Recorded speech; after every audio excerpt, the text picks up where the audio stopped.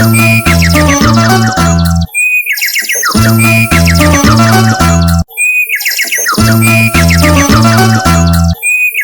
शांति छोटे।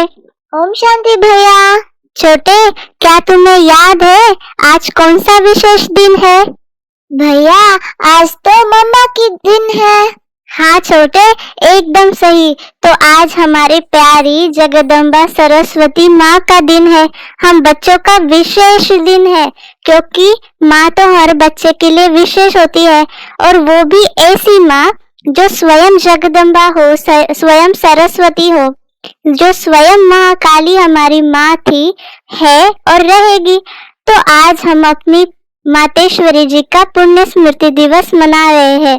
वैसे तो जहाँ भी माँ होंगी हम सभी को जानती होंगी, और हम सभी आज दिल से हमारे मातेश्वरी जी को नमन करते हैं और श्रद्धा सुमन अर्पित करते हैं। लेकिन आज हम माँ से बहुत प्यार भरी बातें भी करेंगे। आज दिन भर हम भक्ति भी करेंगे, बहुत योग करेंगे, और माँ से वरदान प्राप्त करेंगे कि हम जो भी है, जैसे भी है, लेकिन माँ जैसे बन जाए। ठीक है ना छोटे? आज का आपका विशेष प्लान क्या है? भैया, मैं आज बहुत योग करूंगा और मम्मा से वरदान लूंगा कि बाप समान भाव। मैं मम्मा की यह बात को पूरा दिन याद रखूंगा कि हर समय अंतिम समय है। हाँ छोटे, तो आज है ना पूरी मुरली मम्मा की मुरली है।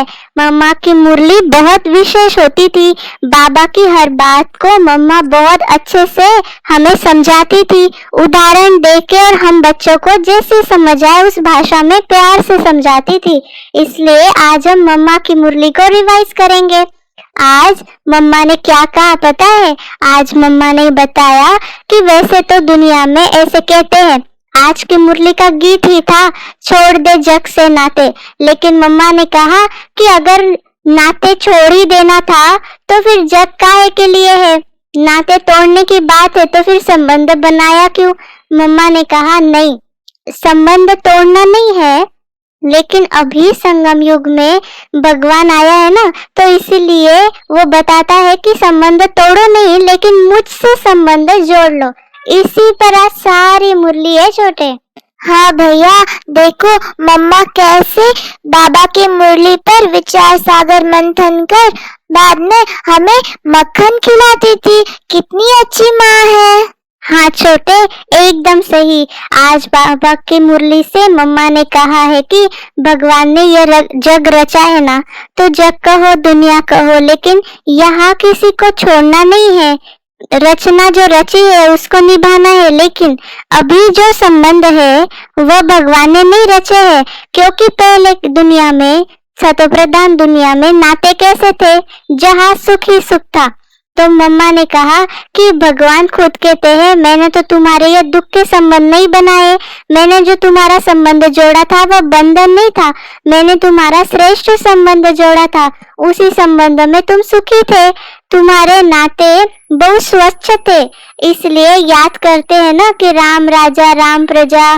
तो बाबा की मुरली के अनुसार मम्मा कह रही थी कि इसीलिए हम गृहस्थ धर्म कहते हैं।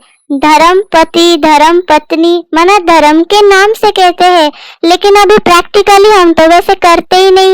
एक दूसरे के साथ कैसे जीते हैं, कांटे जैसे चुभते रहते हैं, और जग के नाते जो बिगड़ गए हैं ना, तो बाबा कह रहा है, मतलब मम्मा ने कहा कि बाबा का कहना है, मैंने जो जग बनाया था उसमें तुम्हारे नाते अच्छे थे, प्रिय थे, सुख देने वाले थे।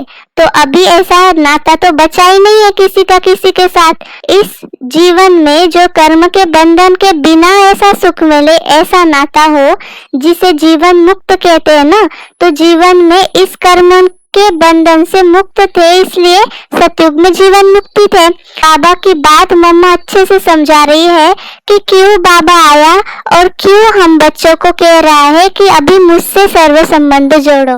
भैया देखो, मम्मा एक ही पॉइंट को लेकर कितनी अच्छी से सारयुक्त समझाती है।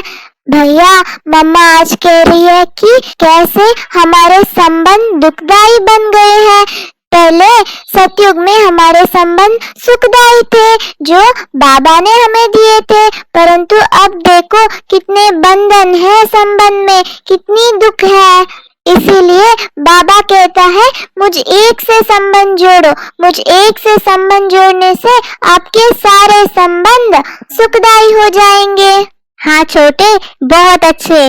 बाबा ने जो समझाया है ना उसी बारे में मम्मा कह रही थी कि अभी जीवन बंद है ना, तो हमें इससे छुटकारा कैसे मिलेगा। तो बाप कहते हैं उससे नाता तोड़, एक मेरे से जोड़ो, सारी दुनिया से नाता तोड़ दो। तोड़ दो माना बुद्धि से, एक ही लास्ट की जीवन तुम मेरे हवाले करो। मेरे हवाले का मतलब है जैसे स्त्री पति के हवाले, पति स्त्री के हवाले, बाप बेटे के हवाले, बेटा बाप के हवाले। यह प्रैक्टिस तो अच्छी तरह से हम बच्चों को है ना 63 जन्मों से। तो मम्मा कह रही कि बाबा कहता है मैं कोई तुम्हें नई बात नहीं कराता हूँ, कैसे करे क्या करे यह प्रश्न पूछ नहीं सकते हो। मम्मा कह रही है कि बाबा कहता है तुम अपने जीवन एक दो के प्रति देते आए हो ना, अभी तुम बच्चे क्या मेरे प्रति मना भगवान के प्रति अपना जीवन नहीं दे सकते हो, अपना तन मन धन सब कुछ बाबा के प्रति नहीं लगा सकते हो, अपना अपना तो करते हो ना, सारी जीवन उन्हीं के प्रति लगा देते हो। तो मैं तुम्हें नई बात थोड़ी बताता हूँ कि सब मेरे हवाले करो। मम्मा बता रही कि हमें इतने जन्मों से प्रैक्टिस है एक दूसरे के बने रहने की, वैसे ही हमें अभी कैसे बनना है बाप का। जैसे अभी तक हम एक दो में करते आए हो ना, ऐसे अभी कहता हूँ तुम मेरे बनो, फिर मेरा बन करके उसे ट्रस्टी बन संभालो। तो बाबा ने कहा भक्ति में भी तुम कहते थे ना कि सब कुछ तेरा, तेरा भी, ऐसा नहीं कहना कि तेरा भी मेरा, मेरा भी मेरा, ऐसे सब करते थे ना पहले, ये ठगी है। तो तेरा भी मेरा नहीं, मेरा भी तेरा, ऐसे कहना है।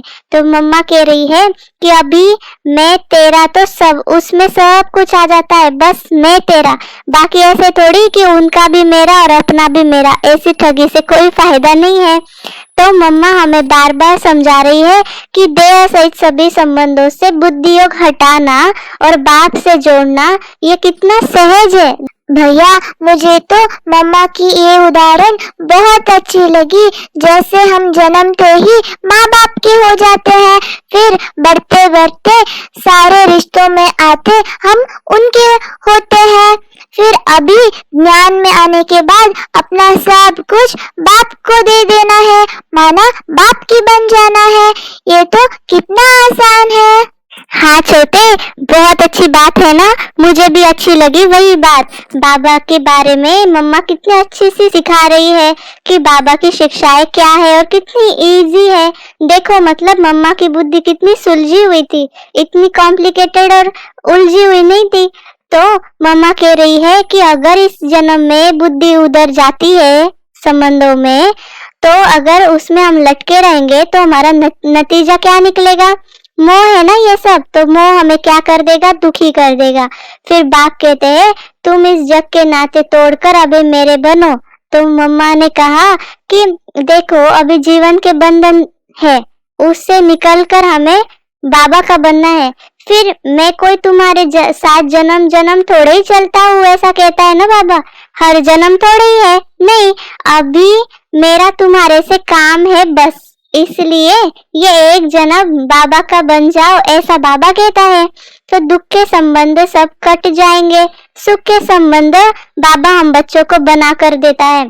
इसीलिए कहता है ना कि जो बिगड़ी हुई है सारी दुनिया उसको बाबा सुधारता है, सुखी बनाता है। इसी भगवान को क्या कहते हैं, बिगड़ी को बनाने वाला, बिगड़ी को संवारने वाला। तो बाबा के बारे में मम्मा कह रही है कि सो भी क्यों कहते हैं, क्योंकि बाप का जो फरमान है उस पर चलने से तुम्हारे लिए सब सहज हो जाएगा। बाबा हमें सहज युक्ति बताता है, युक्ति काम में आनी है ना। तो मम्मा कह रही है कि जैसे कोई किसी के गोद का बच्चा होता है, फिर उनका भी नाम प्रैक्टिकल में चलेगा ना, ऐसे तुम भी बाप के बन करके चलने से तुम्हारा भी भाग्य बन जाता है। बाप तो बड़ी सीधी सहज और सिंपल बात बतलाते हैं और इसे धारण करने वाले कोटों में कोई है। ऐसे देखो मम्मा कितना प्यार से बता रही है। हाँ भैया, यह जीवन कितनी अमूल्य है। इस एक जन्म में ही बाबा हमें मिलता है, फिर दूसरे जन्म में कभी भी हमें पता ही नहीं रहता कि बाबा कौन है। और इस जीवन में उनके फरमान पर चलने से हमारा जीवन सहज हो जाएगा। हाँ छोटे, और बाबा क्या कहते हैं? मम्मा ने कहा कि छोटे से संगम युग में तुम्हारे देश इस कारपोलियल दुनिया में मैं आता हूँ तुम्हारे लिए। तो अभी कम से कम जितना टाइम बचा है ना, वो टाइम तो कुछ भी करके मेरे ख्याल में ही लगाओ, ऐसे बाबा कहता है। तो बाबा के बने हो तो कम से कम इतना टाइम तो शुद्ध रहो ना। तो बाबा के बारे में मम्मा समझा रही है कि बाबा कहते हैं कि अभी थोड़ी सी मेहनत करनी है, कैसे भी करके मर मिट के भी पवित्र रहने की प्रतिज्ञा करनी है, दृढ़ता रखनी है, धारणा करनी है। बाबा हमें साफ साफ बता रहे हैं ना, थोड़े टाइम के लिए मेहनत करनी है, और कोई मेहनत नहीं करनी है, इतनी ही मेहनत करनी है। भैया, हमें शुरू में हिम्मत रखने से बाबा सहज ही मदद देता है और हमें पार कराता है। इतनी बड़ी प्राप्ति के लिए पवित्र रहना, बाबा के मत पर चलना तो बहुत छोटी बात है ना। प्राप्ति देखो कितनी बड़ी है। हाँ छोटे, आगे मम्मा कहती है कि अभी घी के घड़े मत बनाओ। मना ऐसे मन ही मन सोचते हैं ना, यह करूंगा वह करूंगा तो दुनिया क्या कहेगी, वह क्या कहेंगे। अरे दुनिया क्या कहेगी, छोड़ दो इसे। अभी दुनिया ही जाने वाली है तो दुनिया के लोगों का क्या विचार करना है। लेकिन उन विचारों को यह पता नहीं है ना, इसलिए बाप कहते हैं यह मत सोचो। अब तो मौत सामने खड़ा है ना, तो तुम्हें इतना लंबा चौड़ा जो बनाकर बैठे हो, मतलब हमारे घर की बात बता रही है मम्मा, ये सब वेस्ट हो जाएगा। इस वेस्टेज से बचाओ खुद को। शरीर निर्वाह के लिए जितना चाहिए उतना भल करो, लेकिन तुम्हारा जो क्रिएशन है उनके साथ तो तुम्हारा हिसाब किताब है। बाबा कहता है उतना करो, मैं कहाँ संभालूंगा। मना किसी के बच्चे थोड़ी बाबा संभालेंगा, वो रचना रची है तो उससे संभालना है। लेकिन अभी जो हम एक्स्ट्रा रच रहे हैं ना, ये भी करूँ वो भी करूँ ऐसा भी करूँ, तो वो नहीं करना है। उसके लिए बाबा मना करते हैं, क्योंकि उसमें फालतू समय जाता है, झंझट है, फिर दुख हो जाएगा। फिर हम बच्चे अनेक बहाना बनाएंगे बाबा को कि हम बिजी है ना, ये है ना। और फिर बाप भी कहते हैं कि देख लेना, अभी अगर मुझे सीधी उंगली नहीं देते हो, हाथ नहीं देते हो, तो फिर मैं ऐसे नाक पकड़ के ले चलूंगा। फिर मम्मा ने बहुत रमणीक और गंभीर दोनों एक साथ बात की है छोटे। मम्मा ने कहा अगर बाबा नाक पकड़ेगा तो क्या होगा, दम घुटेगा ना, फिर दुख होगा, फिर सजा खानी पड़ेगी। इसलिए हाथ में हाथ देकर सीधा चलने का टाइम आ गया है, नहीं तो बाबा नाक भी तो पकड़ेगा ना। बाबा कहता है मेरे हाथ में तुम्हारा नाक भी तो आएगा, फिर देख लेना। फिर उस समय कुछ भी नहीं हो सकेगा, न कुछ कर सकेंगे। फिर बच्चे फिर क्या करेंगे? अब तुम मेरे होकर के, मेरे पास आकर के, मेरी बातों को सुन करके अगर फिर भी कुछ नहीं किया तो उनके लिए बहुत कड़ी सजा है। इसलिए जिन बेचारों को पता नहीं उनकी बात अलग है, लेकिन जिनको पता होकर भी अगर कोई गफलत करता है तो उनकी तो खैर नहीं।